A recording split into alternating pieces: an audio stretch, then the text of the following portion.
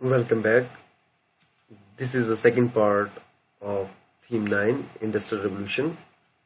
Now we are going to study cotton spinning and weaving.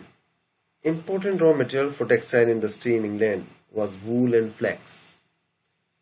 From 17th century onwards, the East India imported bales of cotton cloth from London. Later, East India Company established its political control in India and started importing along with cotton clothes raw material which was woven in England. The early 18th century spinning was very slow and consumed a lot of labor due to the lack of good technology. But a series of technological inventions successfully closed the gap between the speed in spinning raw cotton into yarn or thread and of weaving the yarn into fabrics. To make it even more proficient, production gradually shifted from the homes of spinners and weavers to factories. From the 1780s, the cotton industry symbolized British industrialization. Raw cotton had to be entirely imported, and a large part of the finished clothes was exported. Inventors and invention in the cotton textile industry that was most prominent and important for the development of the cotton textile industry in England, and that was the first important factor for the industrial revolution in England. If you talk about the flying shuttle loom that was invented by John Kay, and it made possible to weave broader fabrics in less time. Second, the spinning jenny that was invented by James Hargreaves in 1765, and this provided weavers with yarn at a faster rate than they could weave into fabric. The third one was the water frame, and that was invented by Richard Arkwright in 1769. It produced a much stronger thread than before. This also made it possible to weave pure cotton fabrics rather than fabrics that combined linen and cotton yarn. The mule that was invented by Samuel Crompton in 1779. It allowed the spinning of strong and fine yarn. Another was the power loom, which was invented by Edmund Cartwright in 1787. This was easy to work. It stopped automatically every time a thread broke and could be used to weave any kind of material. These were some of the inventions. And if we talk about the change in the lives, during the period of industrial revolution, there were a lot of changes in the lives of the people. Intelligent and talented got opportunities as rich people invested their money during this period with the hope of getting more profit and multiplying their money. Wealth, incomes, and productive efficiency also increased. It also affected people negatively, that could be seen in broken families, new addresses, degraded cities, and pathetic working condition of workers in the factories. The number of cities in England with a population of 50,000 in 1850. The growth of cities didn't bring adequate number of houses, sanitation, and clean water. Newcomers were forced to live in crowded slums near to factories. The rich people shifted to suburb areas where they got clean air and water, means the better facilities. In that way, the positive and negative aspects can be seen because of the Industrial Revolution in Britain. Now, the condition of the workers. According to a survey in 1842, life expectancy of workers were lower compared to non-workers in the cities. The life expectancy in Birmingham was 15 years, in Manchester it was 17 years, and in Derby 21 years. Many people died at young age and children lived up to 5 in new industrial cities. Population in the cities increased not due to the newborn babies but due to the immigration from villages, like because of the enclosure in the villages, as we have seen. Deaths were caused by disease like cholera and typhoid, or of the air like tuberculosis. In 1832, more than 31,000 people died due to the cholera. Until 19th century, the municipal authority didn't pay attention to solve the suffering of the people. The medical knowledge in understanding and curing this disease was unknown. So, the labor condition can be seen through this picture. The laborers often worked in the dangerous and hazardous conditions. In the mines, the condition was not good and favorable. The Industrial Revolution brought about important changes in the way the women and children worked during industrialization. Before the Industrial Revolution, the children and the women worked either in farms or at home. They worked under the watchful eyes of parents and relatives. Women in villages reared livestock and gathered firewood or were involved in spinning cotton.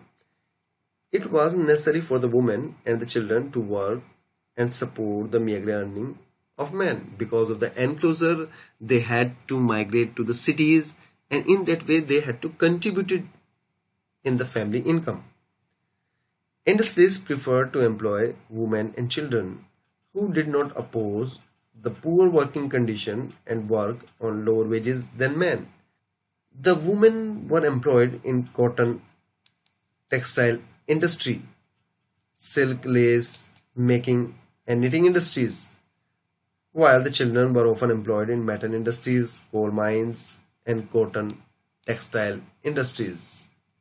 Machinery like the cotton spinning jenny were designed to be used by child workers with their small build and nimble fingers. Children were often employed in textile factories because they were small enough to move between tightly packed machinery.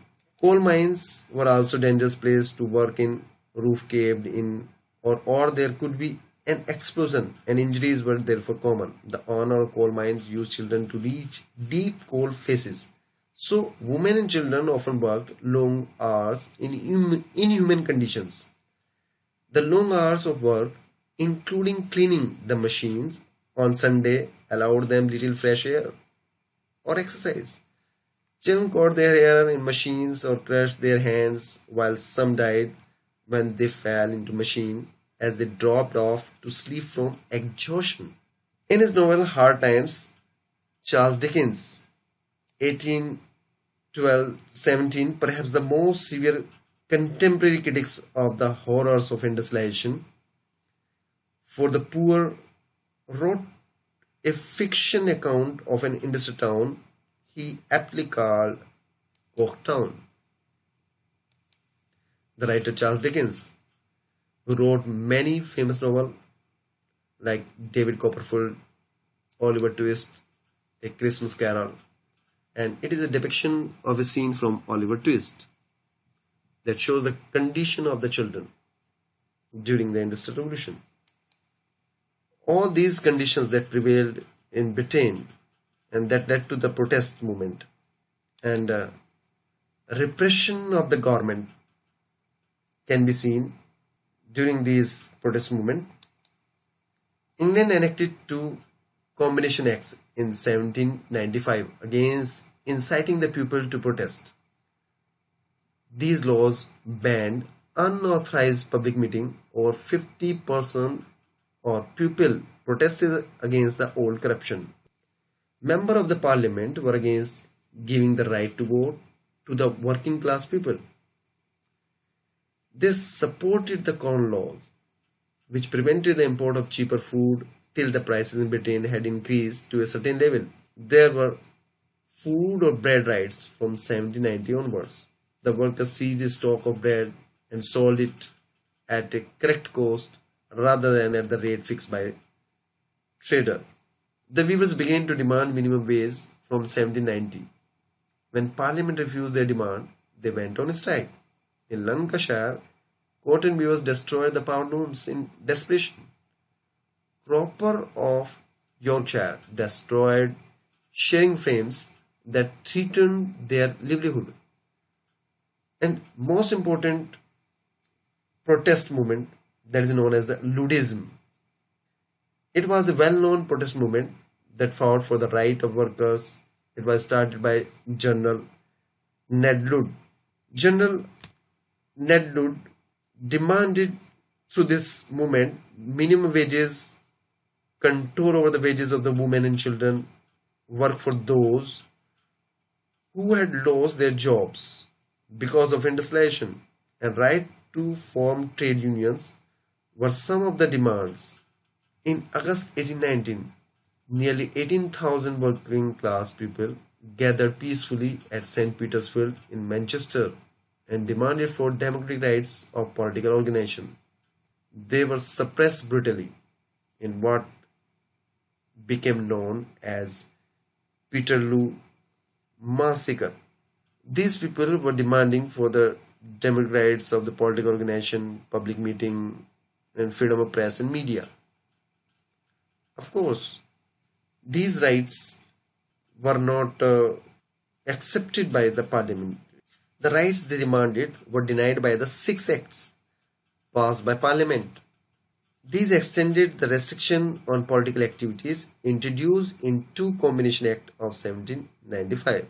But there were some gains. After Peterloo, the need to make the House of Commons more representative was recognized by liberal political groups, and the Combination Acts were repealed in 1824-25. Some of the reforms were done through the laws, though these were not sufficient. In 1819, laws were enacted prohibited the employment of children under 9. Working hours for those who were between 9 and 16 years old was reduced from 16 to 12 hours a day. In 1833, a law was enacted that permitted children under 9 to work only in silk factories and limited working hours. In 1847, the 10-hour bill was passed, making working hours as 10 hours for women and young people. These laws applied only to textile industries and not to mines. The government, though, took some time to decide that the working children and the women should be protected by law. A number of laws were passed by the government to improve the working condition of the children and the women. Now, the Mines and Coalers Act of 1842 prohibited children and women from working in coal mines. Filder's Factory Act in 1847 declared the children under 18 that shouldn't work more than 10 hours a day. These laws were to be enforced by factory inspector and easily bribed by factory managers. While parents lied about the real age of their children so that they could work and contribute the family income. Now we come to the debate on the Industrial Revolution. Was there an Industrial Revolution? That is a question mark. The term Industrial Revolution was used to describe the changes that occurred in Britain between 1780 to 1820. Industrialization was a gradual change in industrial sector rather than a sudden revolution. Large areas of England left unaffected by factories or mines. Therefore, the term Industrial Revolution was considered as incorrect. Industrialization had centered on a few regions or cities such as London, Manchester, Birmingham, or Newcastle. The remarkable growth of cotton textile industry was based on non-British raw material and sales abroad. The rapid growth in British import and export due to the resumption of trade with North America. Now, why the British economic growth was faster after 1815? First, historians pointed out that from 1760 to 1815, Britain tried to do two things simultaneously: to industrialize and to fight wars in Europe. Second, borrowed capital was used to fight the wars rather than invested. Third, nearly 35% of the cost of the war was collected from the pupil as tax. Fourth, workers of factories and farms were transferred to the army. Rise in food prices adversely affected the buying of consumer goods by the poor. Napoleon's policies of the blockade and the British response to them led to the closing of Europe to British trader. The word industrial used with the word revolution is too limited, as the transformation extended beyond the economic or industrial sector also become apparent in the social sector.